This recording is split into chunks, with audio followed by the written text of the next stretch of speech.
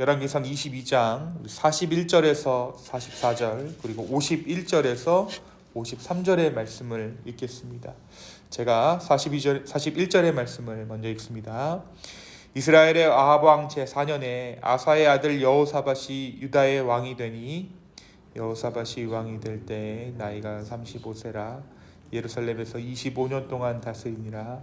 그의 어머니의 이름은 아수바라 실히의 딸이더라. 여호사밧이 그의 아버지 아사의 모든 길로 행하며 돌이키지 아니하고 여호와 앞에서 정직히 행하였으나 산당은 패하지 아니하였으므로 백성이 아직도 산당에서 제사를 드리며 분향하였더라. 여호사밧이 이스라엘의 왕과 더불어 화평하니라.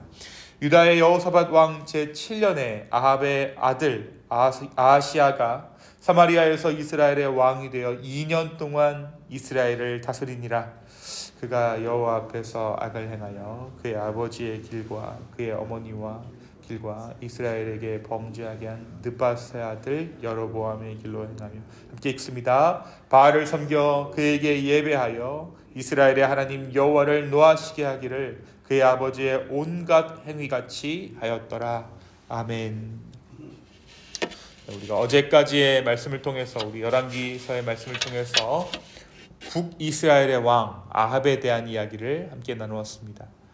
아합 왕은 북이스라엘에서도 가장 악한 왕이었습니다. 북이스라엘의 왕의 연대기를 보면 악한 왕의 열전이라고 할 정도로 한 왕도 선한 왕이 없었죠.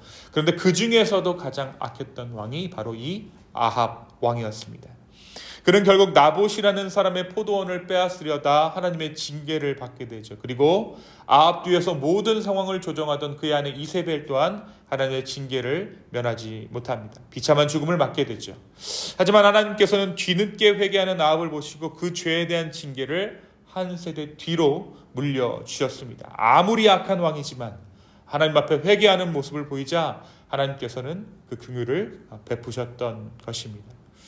오랫동안 이 북이스라엘의 아합에 초점을 맞췄던 열왕기서 말씀은 아합이 죽고 나자 남유다에 주목하고 있습니다. 아합이 죽을 당시 남유다의 왕은 오늘 우리가 읽은 여호사밧이라는 왕이었어요. 그런데 이 남유다의 여호사밧 왕은 아합과의 관계가 깊은 왕이었습니다.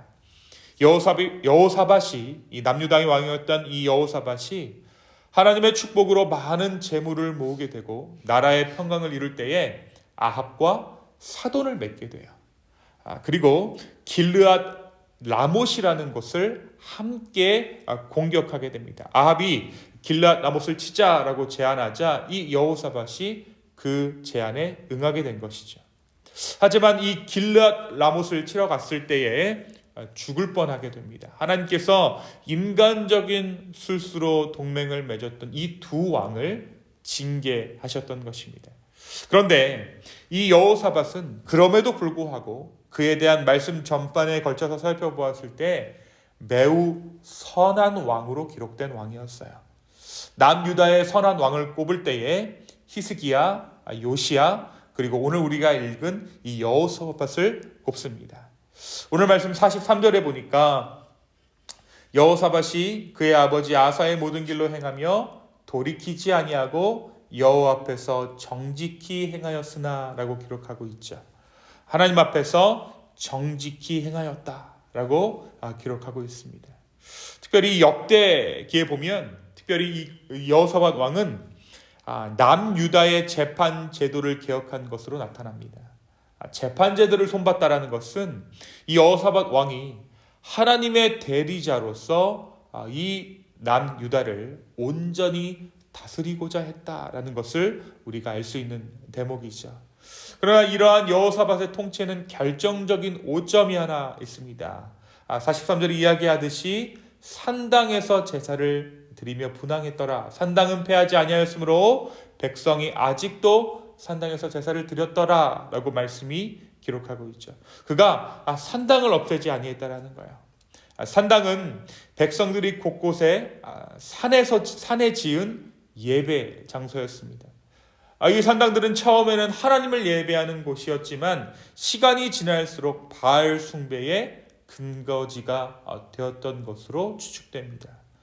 여호사밧의 계획에도 한계가 있었던 것이죠. 그리고 또 하나, 우리가 앞에서 보았듯이 여호사밧은 북이스라엘과 더불어 화평했습니다.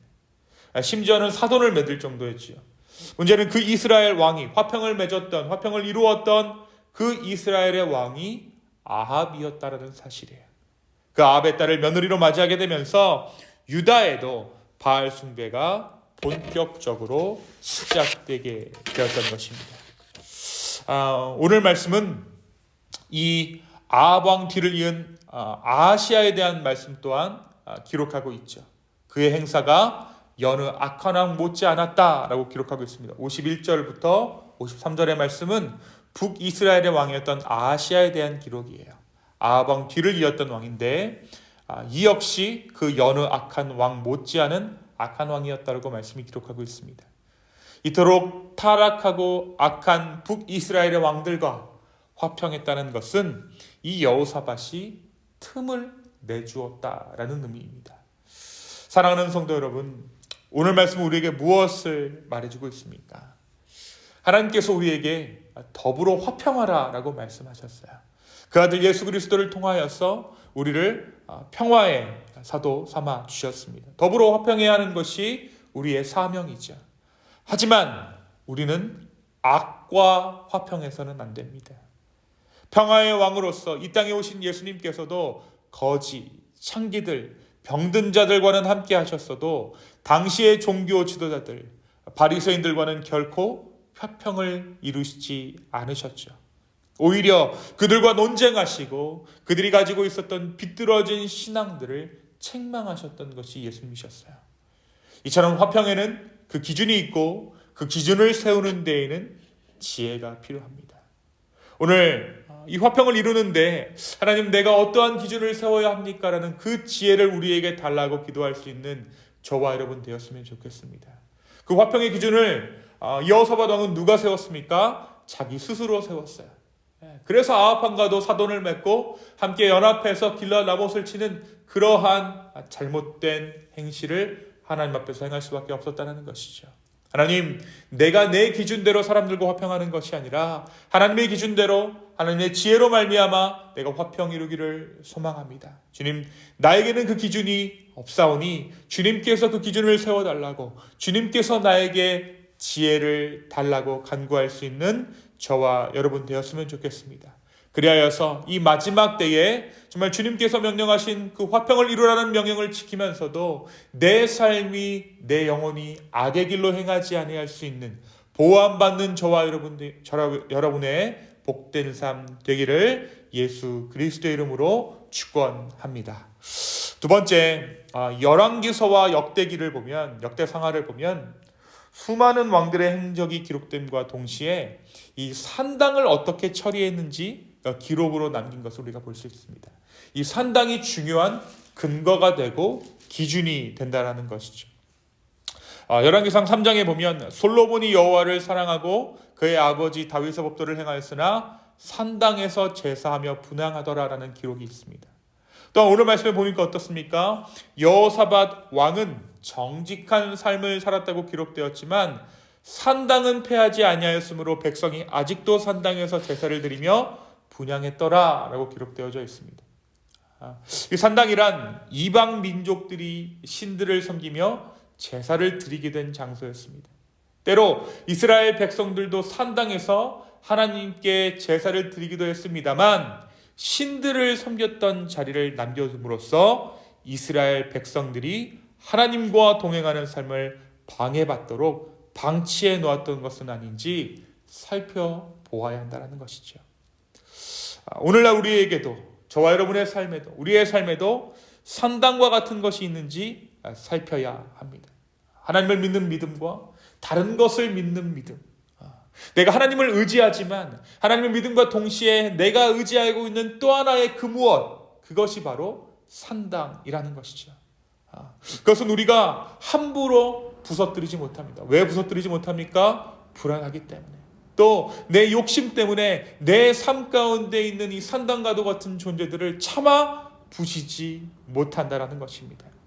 우리가 믿음을 얻었다 하면서도, 구원을 받았다고 하면서도 믿음이 있기 전의 생각들을 따라서 행동한다면 이는 아직도 우리 마음에 산당의 자리가 남아 있어서 우리로 습관을 따르게 한 것임을 우리는 알아야 할 것입니다. 오늘 이 아침 그리하여서 주님 앞에서 온전히 결단했으면 좋겠습니다.